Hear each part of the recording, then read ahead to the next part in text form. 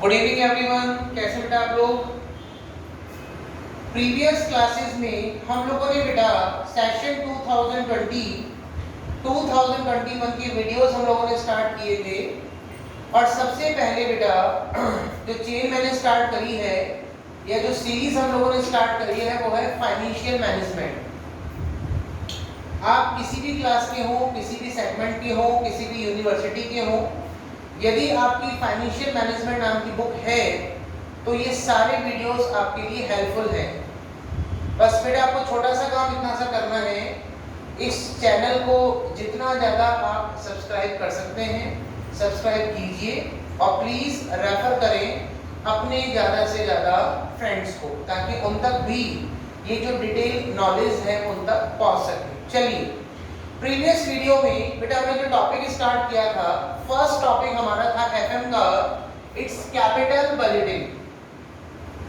और यदि हम बात करें कैपिटल बजटिंग की तो बेटा अब तक कैपिटल बजटिंग में हमने जो डिस्कशन कर लिया, डेफिनेशन में कैपिटल बजटिंग की आपको बता चुका हूं। कैपिटल बजटिंग क्या है क्या नहीं है प्रीवियस वीडियो में आप लोग जाके देख सकते हैं। और जस्ट प्रीवियस क्लास में मैंने आपको दो वर्डों पर फोकस करवाया था। फर्स्ट वर्ड है कैश इनफ्लो और दूसरा वर्ड है बेटा कैश आउटफ्लो। इनका मतलब होता है आना यानी इनकम। एक छोटा सा एग्जांपल दिया भी था प्रीवियस क्लास में कि मान लेते हैं बेटा एक मशीन है जिसका नाम है एक्स, और इस एक्स मशीन की जो लाइफ है वो 5 ईयर है, 5 साल। अब जब एक्स मशीन की लाइफ 5 साल होगी तो मशीन आपको बेटा कितने साल पैसा कमा के देगी।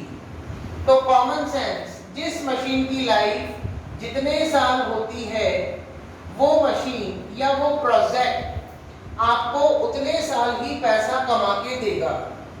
एक्स मशीन की लाइफ 5 ईयर है तो एक्स मशीन आपको 5 ईयर पैसा कमा के देगी। मान लेते हैं एक्स मशीन ने फर्स्ट ईयर आपको कमा के दिया 5 लाख, सेकेंड ईयर कमा के दिया 6 लाख, थर्ड ईयर कमा के दिया 8 लाख, फोर्थ ईयर कमा के दिया 4 लाख और फिफ्थ ईयर कमा के दिया 6 लाख। क्योंकि एक्स मशीन की लाइफ 5 साल है तो एक्स मशीन आपको 5 साल ही कमा के देगी। मशीन की लाइफ यदि 6 ईयर होती तो मशीन आपको कितने साल कमा के देती? 6 ईयर, 6 साल। और मशीन की लाइफ यदि 10 ईयर्स है तो बेटा मशीन आपको कितने साल कमा के देगी? 10 ईयर्स। तो जिस मशीन की जितने साल लाइफ होती है वो मशीन उतने ही साल आपको पैसा कमा के देती है। और इसी को हम फाइनेंशियल मैनेजमेंट की लैंग्वेज में क्या बोलते हैं?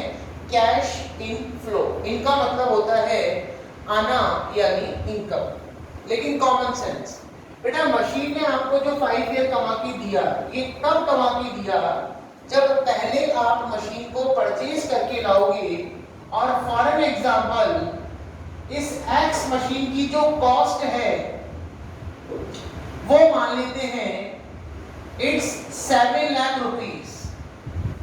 तो एक्स मशीन को खरीदने में आपके पहले 7 लाख रुपीस खर्च हुए। देन मशीन की लाइफ 5 साल है तो मशीन ने आपको 5 ईयर इनकम जनरेट करके दी।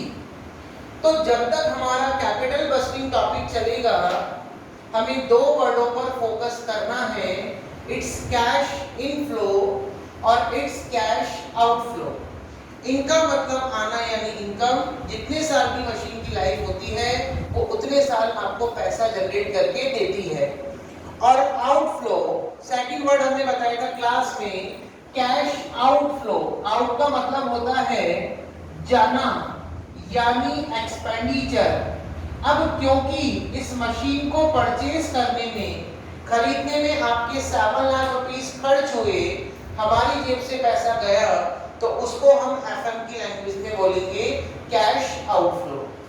तो जब तक हमारा ये चैप्टर एंड नहीं होता हमें दो ही वर्डों पर फोकस करना है। नंबर 1 इस कैश इनफ्लो, नंबर 2 इस कैश आउटफ्लो।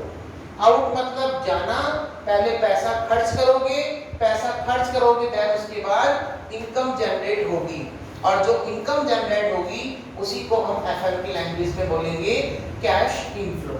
तो अब तक हमने क्या पढ़ा बेटा, तीन चीजें क्लियर कर रहा हूं। Capital budgeting is nothing, capital budgeting केवल एक टेक्निक का नेम है, टेक्निक है जो किसको रेफर करती है, refers to long term investment decision. इस पूरे चैप्टर में हमें केवल इन्वेस्टमेंट से रिगार्डिंग डिसीजन लेने हैं कि हमें अपना पैसा कहां लगाना है ताकि फ्यूचर में हमें लॉन्ग टर्म बेनिफिट्स मिले। और मैंने कहा था in this particular topic, in this particular chapter, company will invest the money, company अपना पैसा कहां इन्वेस्ट करेगी, या तो मशीन्स में या फिर प्रोजेक्ट में। क्वेश्चन में दो ही टर्म्स यूज होगी, या तो मशीन या फिर प्रोजेक्ट। और नंबर 3, जब तक हमारा ये चैप्टर एंड नहीं होता, we have focused only 2 words. Number 1 it's cash inflow, number 2 it's cash outflow. Out मतलब जाना, मशीन या प्रोजेक्ट में जो पैसा आपने लगाया, इन्वेस्ट किया, वो कैश आउटफ्लो है।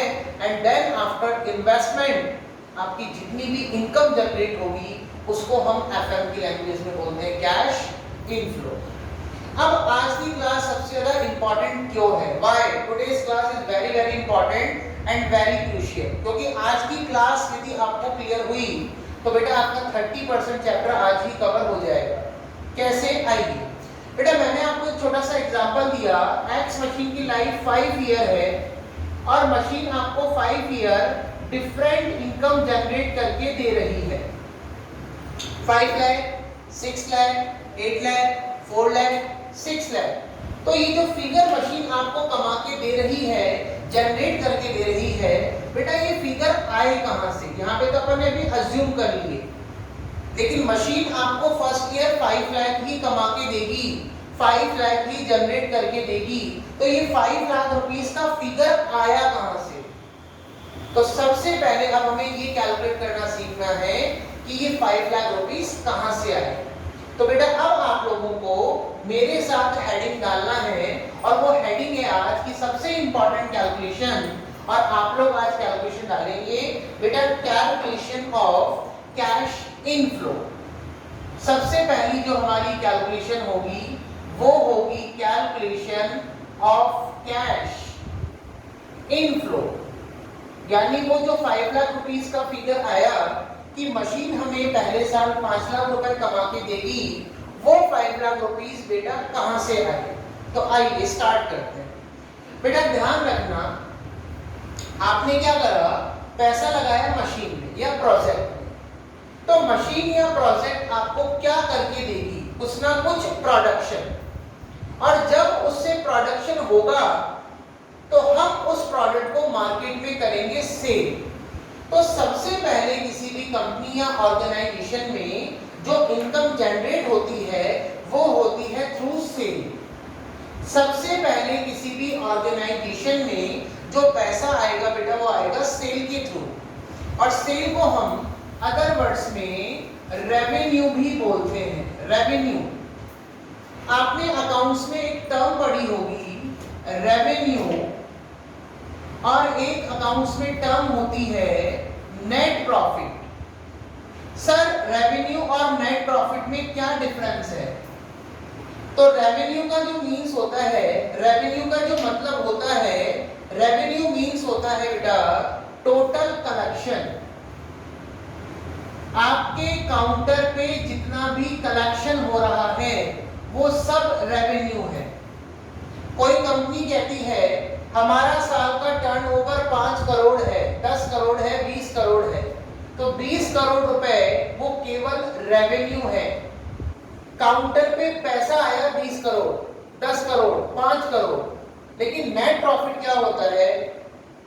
जब उस रेवेन्यू में से, टोटल कलेक्शन में से बिजनेस के जितने भी एक्सपेंस हैं, खर्चे हैं, जब हम उनको सब्ट्रैक्ट कर देंगे तो आपके पास जो रिमेनिंग पार्ट बचेगा इट्स नेट प्रॉफिट या नेट इनकम। उसको क्या बोलेंगे बेटा हम? या तो नेट प्रॉफिट या फिर हम बोलेंगे नेट इनकम। तो हमेशा ध्यान रखना आपसे कोई भी पूछे रेवेन्यू और नेट प्रॉफिट में क्या डिफरेंस है, revenue is what, total collection, revenue का मतलब टोटल कलेक्शन होता है, और net profit is what, after deducting all the expenses from revenue, revenue में से सारे एक्सपेंस को डिडक्ट करने के बाद जो भी अमाउंट बचेगा that is called is net profit. तो सबसे पहले हम शुरुआत कर रहे हैं सेल।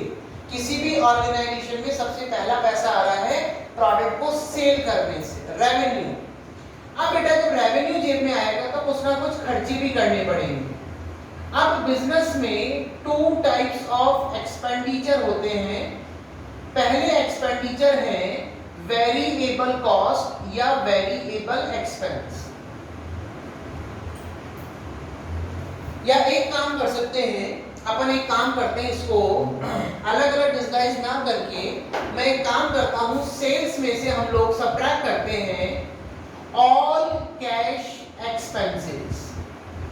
जितने भी कैश एक्सपेंसेस हैं, ऐसे खर्चे जिसका पेमेंट आपने या तो कैश के थ्रू किया है या वाया कैश के मोड में किया है, उन सारे खर्चों को डिडक्ट कर दीजिए। तो सेल आपका रेवेन्यू है और सेल्स में से हमको सारे एक्सपेंस को डिडक्ट करना है।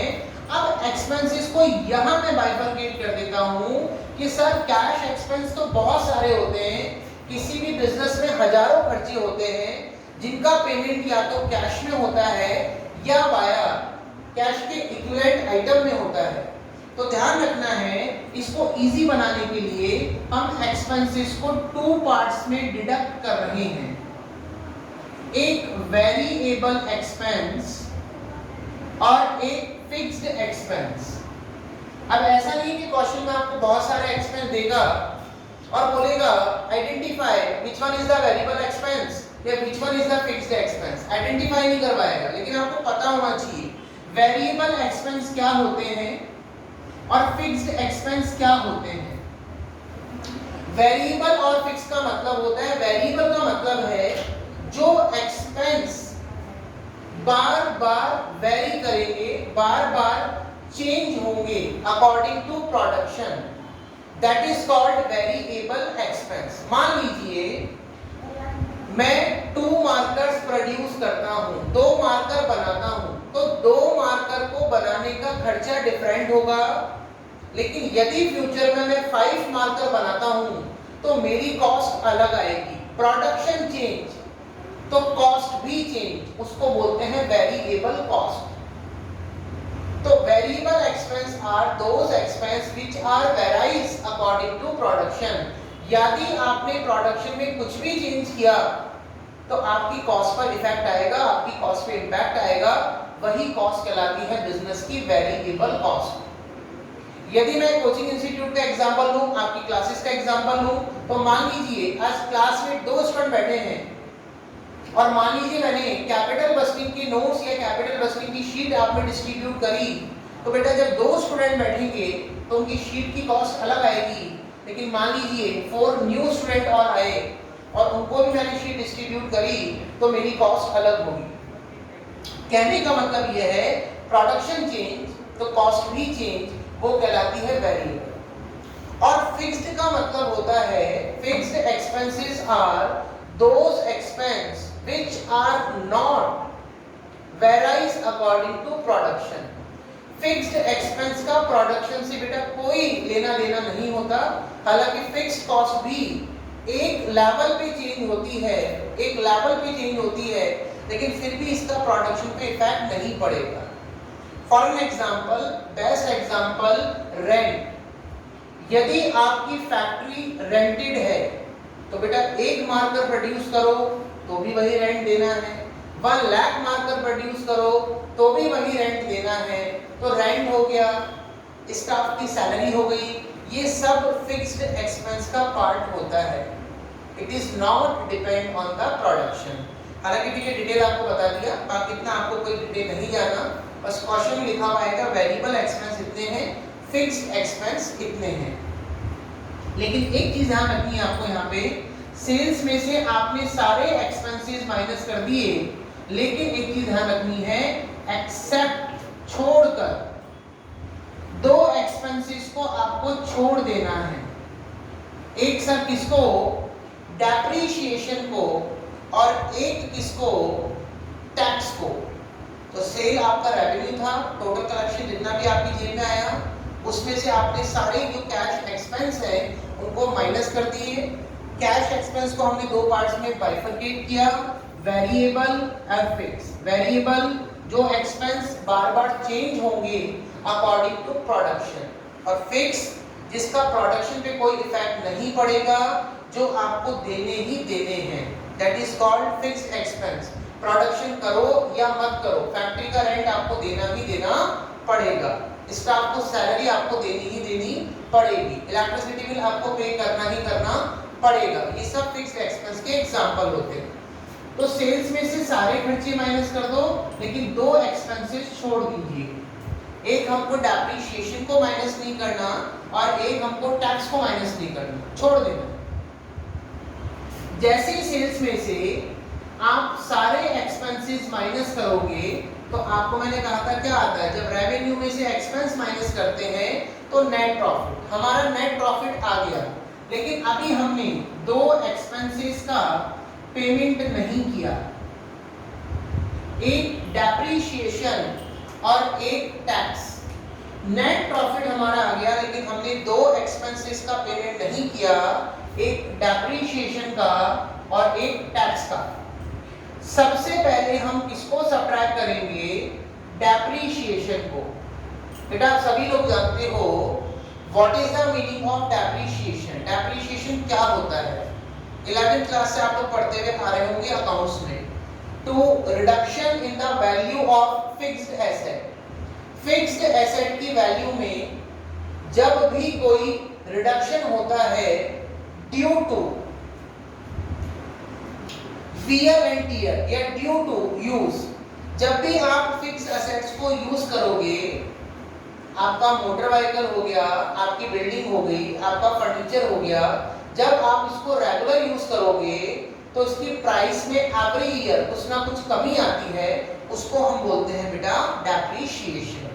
तो नेट प्रॉफिट तो निकल गया था, लेकिन हमने दो एक्सपेंसेस का पेमेंट नहीं किया था, डेप्रिसिएशन का और टैक्स का। सर इस डेप्रिसिएशन को हम ऊपर ही माइनस कर देते, क्यों नहीं किया, क्योंकि बेटा आप लोग पर एक वर्ड लिखा था, कौन सा एक्सपेंस माइनस कर रहे हो, ऑल कैश एक्सपेंस। जबकि डेप्रिसिएशन का हम किसी को पेमेंट नहीं करते। डेप्रिसिएशन ऑलवेज कौन सा आइटम होता है, नॉन कैश, ऐसा एक्सपेंस है जिसका पेमेंट कभी कैश में नहीं होता है, नॉन कैश आइटम है, इसलिए हमने डेप्रिसिएशन को बाद में सब्ट्रैक्ट करते हैं। एक इंपॉर्टेंट चीज और, डेप्रिसिएशन जब आपने 11th क्लास में पढ़ा था तो वहां पे हमको आरओडी क्वेश्चन में गिवन होती थी, रेट ऑफ डेप्रिसिएशन। लेकिन बेटा अब यहाँ पर हमें डेप्रिसिएशन हर बार फॉर्मूला यूज करके ही निकालना होगा।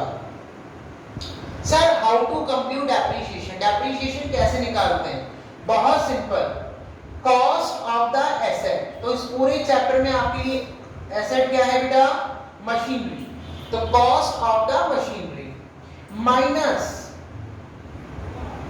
स्क्रैप वैल्यू या स्लैश सैल्वेज वैल्यू और divided by life of the machine.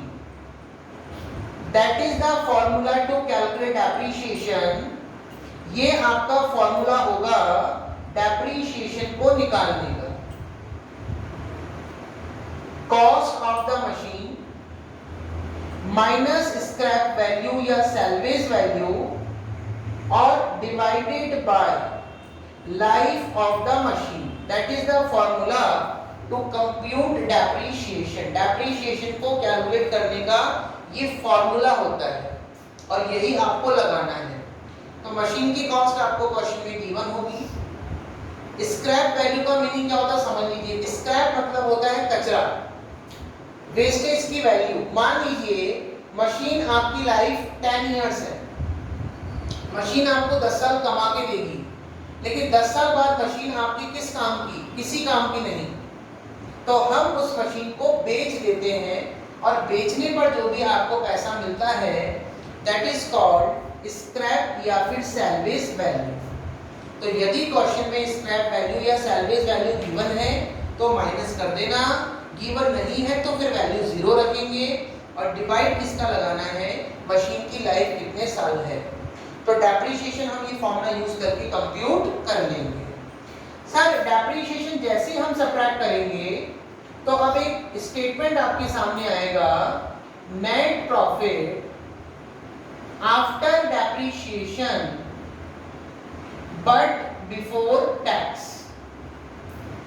Depreciation का पेमेंट तो हो गया, लेकिन हमने गवर्नमेंट को अभी तक टैक्स पे नहीं किया। सेल्स में से आपने सारे खर्चे माइनस कर दिए, नेट प्रॉफिट आ गया, लेकिन हमने दो एक्सपेंसेस का पेमेंट नहीं किया, एक डेप्रिसिएशन का और एक टैक्स का। पहले हमने किसको सबट्रैक्ट किया, डेप्रिसिएशन को। जैसे ही आपने डेप्रिसिएशन को सबट्रैक्ट किया तो लाइन आई बेटा, स्टेटमेंट बन गया net profit after depreciation. Depreciation का तो पेमेंट हो गया, लेकिन गवर्नमेंट को हमने अभी तक टैक्स पे नहीं किया। अब हम गवर्नमेंट को पे करेंगे टैक्स।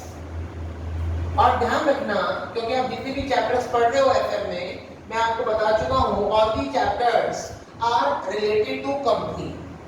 सारे के सारे जो चैप्टर हैं वो कंपनी से रिलेटेड हैं, और कंपनी से रिलेटेड है तो कंपनी कौन सा टैक्स पे करती है अपने इनकम के ऊपर, प्रॉफिट के ऊपर, corporate tax. Companies corporate world में आती हैं तो कॉर्पोरेट टैक्स पे करती हैं। और जैसे ही आपने गवर्नमेंट को टैक्स पे किया तो बेटा अब एक स्टेटमेंट आपके सामने बना या एक लाइन आपके सामने आई, net profit after depreciation and tax. यानी हमने डेप्रिसिएशन का भी पेमेंट कर दिया और हमने टैक्स का पेमेंट भी कर दिया। आई होप यहां तक स्टेटमेंट बहुत सिंपल चल रहा होगा। तो एक छोटा सा क्विक रिकैप करते हैं। सबसे पहले बेटा कंपनी पैसा कहां से आता है, सेल के थ्रू। तो सेल होता है आपका रेवेन्यू, रेवेन्यू में से आपने एक्सपेंसेस को डिडक्ट किया, all cash expense. Cash expense को हमने दो पार्ट्स में डिवाइड किया, एक वेरिएबल और एक फिक्स। जैसे ही आप सेल्स में से सारे खर्चे माइनस करोगे, लेकिन दो एक्सपेंसेस को आपको छोड़ देना है, डेप्रिसिएशन और टैक्स को। सबसे पहले हमने सबट्रैक्ट किया है depreciation. How to compute depreciation, तो आपको फॉर्मूला यूज करना पड़ेगा, it's cost of the machine या cost of the asset minus scrap value या salvage value divided by divided by life of the machine. यानी जो भी मशीन की कॉस्ट है, स्क्रैप वैल्यू यदि आपको गिवन है तो सबट्रैक्ट कर दो, नहीं है तो 0 upon life of the machine. Machine की लाइफ कितने साल है। तो डेप्रिसिएशन आपने इस फॉर्मूले से निकाला। जैसे हम लोगों ने डेप्रिसिएशन सबट्रैक्ट किया तो आपकी लाइन आई net profit after depreciation. Depreciation का पेमेंट हो गया, लेकिन गवर्नमेंट को हमने अभी तक टैक्स पे नहीं किया। अब हम गवर्नमेंट को पे करेंगे टैक्स, और टैक्स से बेटा आपका कौन सा, कॉर्पोरेट टैक्स। तो कंपनीज आती हैं कॉर्पोरेट वर्ल्ड में, और कौन सा टैक्स पे किया कंपनी ने, कॉर्पोरेट टैक्स। और जैसे ही गवर्नमेंट को टैक्स चुकाया तो अब स्टेटमेंट छोटा सा बना, net profit after depreciation and tax. और जैसे ही हम डेप्रिसिएशन और टैक्स का पेमेंट कर देंगे तो बेटा आपको एक छोटा सा स्टेप और करना है, इसमें वापस से डेप्रिसिएशन को प्लस कर दीजिए। और जैसे ही हम डेप्रिसिएशन को वापस से प्लस करेंगे, अब लॉजिक क्या है कि सर पहले आपने डेप्रिसिएशन को माइनस किया, फिर आपने वापस से डेप्रिसिएशन को प्लस कर दिया। लॉजिक को हम अभी डिस्कस करेंगे, पहले एक बार स्टेटमेंट कंप्लीट कर लें। जैसे ही आप गवर्नमेंट को टैक्स चुकाते हो और आपकी जो लाइन आती है net profit after depreciation and tax, दोनों का पेमेंट होने के बाद डेप्रिसिएशन को वापस से ऐड ऑन कर दीजिए। और जैसे ही हम डेप्रिसिएशन को ऐड ऑन करेंगे तो अब लाइन आएगी बेटा net profit after tax. Tax का पेमेंट तो हो गया, गवर्नमेंट को टैक्स तो हम लोगों ने चुका दिया, लेकिन बट क्योंकि डेप्रिसिएशन को आपने वापस से ऐड बैक किया है, तो हम क्या करेंगे, net profit after tax but before depreciation, और इसी को हम फाइनेंशियल मैनेजमेंट की लैंग्वेज में, एफएम की लैंग्वेज में बोलते हैं कैश इनफ्लो। यानी वो जो हमारा एग्जांपल था 5 लाख रुपीस की मशीन हमें फर्स्ट ईयर बेटा 5 लाख रुपीस अर्न करके देगी, 5 लाख रुपए कमा के देगी, तो वो 5 लाख का फिगर यहाँ से आया था, यहाँ से उठाया था आपने 5 लाख, लेकिन इस 5 लाख को आपने कंप्यूट कैसे किया, आई होप आपको समझ में आ गया होगा। तो सेल्स में से सारे एक्सपेंसेस माइनस कर दो, नेट प्रॉफिट आ जाएगा। दो एक्सपेंसेस का आपको पेमेंट नहीं करना, एक डेप्रीशिएशन, एक टैक्स।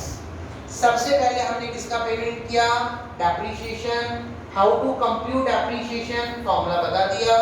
जैसे डेप्रीशिएशन आपने पे किया तो आपका वर्ड क्या आया, नेट प्रॉफिट। या डेप्रीशिएशन को आपने चार्ज किया, पे वर्ड तो नहीं बोलूंगा, जैसे आपने डेप्रीशिएशन चार्ज किया तो आपका स्टेटमेंट बना net profit after depreciation but before tax. Depreciation charge हो गया है, लेकिन टैक्स हमने गवर्नमेंट को अभी तक पे नहीं किया।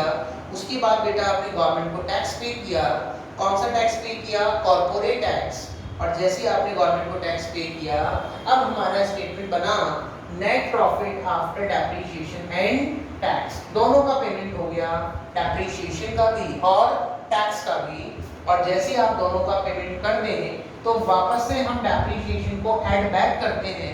और जैसे ही आप डेप्रीशिएशन को ऐड बैक करोगे तो अब आपका स्टेटमेंट बनेगा, आप खुद बनाइए स्टेटमेंट, क्या बना, net profit after tax. Tax का पेमेंट तो हो गया, लेकिन डेप्रीशिएशन क्योंकि वापस से हमने ऐड बैक किया है इसलिए अपने वर्ड यूज किया बट बिफोर डेप्रीशिएशन। और इसी को हम अनदर लैंग्वेज में बोलेंगे बेटा कैश इन फ्लो। अब एक इंपॉर्टेंट चीज, बस स्टेटमेंट आपको बहुत सिंपल लगा होगा, बस एक लॉजिक आपके माइंड में जा रहा होगा कि सर पहले आपने डेप्रीशिएशन को सब्ट्रैक्ट किया और फिर आपने डेप्रीशिएशन को प्लस किया, व्हाई, ऐसा क्यों? बेटा वो नेक्स्ट वीडियो में आपके साथ डिस्कस करूंगा। लेकिन हाँ, एक इंपॉर्टेंट चीज मैंने कहा था, यदि आपको कैश इन फ्लो की कैलकुलेशन क्लियर हो गई तो आपका 30% चैप्टर आज ही कंप्लीट हो गया। 30% चैप्टर आपका आज कंप्लीट है। ऐसा क्यों बोला? क्योंकि ध्यान रखना, जब भी आप क्वेश्चंस करने बैठोगे तो आपको कैश इन फ्लो बेटा, हो सकता है आपका जो किस्मत बहुत अच्छी है तो डायरेक्ट आपको कैश इन फ्लो क्वेश्चन में लिखे हुए मिल जाए, नहीं तो कैश इन फ्लो कभी भी डायरेक्ट नहीं आते। क्वेश्चन में कोई ना कोई लैंग्वेज यूज करेगा। तो first of all you have to identify the language, और with the help of language first of all you have to calculate the cash inflow, then after जितने भी हम इसमें आगे कुछ मेथड्स पढ़ेंगे फिर हम फॉर्मूला अप्लाई करेंगे। लेकिन सबसे पहले आपको कैश इन फ्लो को कैलकुलेट करना है लैंग्वेज को आइडेंटिफाई करके। अब जैसे मैं आपको 2-3 एग्जांपल देता हूं। जैसे मान लो जल्दी थोड़ा हर बार एग्जाम में क्वेश्चन आपके सामने सेल्स ही शुरू करेगा। उसने बोला net profit before depreciation and tax. आपको क्वेश्चन में प्रॉफिट दे दी है, लेकिन आगे वर्ड है बिफोर डेप्रीशिएशन एंड टैक्स। इसका मतलब क्या है सर? बिफोर का मतलब पहले, ना तो डेप्रीशिएशन का पेमेंट हुआ ना ही टैक्स का पेमेंट हुआ, तो आपका सिस्टम क्या रहेगा, पहले डेप्रीशिएशन को सब्ट्रैक्ट करना, फिर टैक्स को सब्ट्रैक्ट करना और फिर वापस से डेप्रीशिएशन को प्लस करना, तो हमारा कैश इन फ्लो कैलकुलेट हो जाएगा। क्वेश्चन में बोलता है net profit after depreciation. Depreciation का पेमेंट हो गया लेकिन बट बिफोर टैक्स। तब आप समझ जाओ, आफ्टर डेप्रीशिएशन, डेप्रीशिएशन का पेमेंट हो चुका है, पेमेंट किसका नहीं हुआ सर? टैक्स का। तो बस क्या करोगे, टैक्स को हम माइनस करेंगे और डेप्रीशिएशन को वापस से प्लस करेंगे, कैश इन फ्लो आ गया। एग्जाम में बोलता है net profit after depreciation and tax, तो आपका दिमाग फटाफट क्लिक करेगा after depreciation and tax. After मतलब बाद में। सर डेप्रीशिएशन का पेमेंट भी हो गया, टैक्स का पेमेंट भी हो गया, बस किसको ऐड बैक कर दें? केवल डेप्रीशिएशन को ऐड बैक कर दो, आपका कैश इन फ्लो कंप्लीट हो जाएगा। और सबसे ज्यादा जो बच्चे एग्जाम में मिस्टेक करके आते हैं वो है लास्ट लाइन। वो आपको कंफ्यूज करने के लिए ये लाइन देता है net profit after tax. Tax का पेमेंट हो चुका लेकिन बेटा क्योंकि हम डेप्रिसिएशन को वापस से प्लस कर रहे हैं तो इसलिए हम आगे वर्ड लगाते हैं बट बिफोर डेप्रिसिएशन। कुछ नहीं करना, डायरेक्टली कैश इनफ्लो गिवन है। लेकिन कई बच्चे क्या करते हैं, कोई लाइन तो पढ़ते नहीं है, लास्ट का एक वर्ड पढ़ लेते हैं बिफोर डेप्रिसिएशन। सर ने कहा था बिफोर का मतलब पहले, और जब डेप्रिसिएशन का ही पेमेंट नहीं हुआ तो आप लोग साइकिल यहीं से घुमा देते हो, पहले डेप माइनस, फिर टैक्स माइनस, फिर डेप को प्लस, और पूरा क्वेश्चन रॉन्ग। आपको चैप्टर पे कितनी परफेक्ट कमांड हो, आपको आगे सारे मेथड के फॉर्मूले रटे हुए हैं तो भी आप कुछ नहीं कर पाओगे। तो ध्यान रखिए इस चैप्टर को बहुत ढंग से करना है, और it's very very very important topic. It is the blood of financial management. Financial management का ब्लड है ये topic, capital budgeting. It's very important. और जितने भी सेगमेंट हैं, if you are the academic student और एज ए प्रोफेशनल स्टूडेंट, तो it's very very very important chapter for the examination point of view. Capital budgeting से question आता ही आता है। तो आई होप अब आपको सारी लैंग्वेज क्लियर हो गई होंगी, और वैसे भी हम जब आगे क्वेश्चंस करेंगे तो हम डिफरेंट लैंग्वेजेस को यूज करेंगे। तो आज के लिए इतना ही बेटा। नेक्स्ट वीडियो में सबसे पहले मैं आपको लॉजिक बताऊंगा, डेप्रिसिएशन हमने क्यों माइनस किया, और उसके बाद हमने डेप्रिसिएशन को अगेन प्लस क्यों किया। लेकिन आज के लिए इतना ही।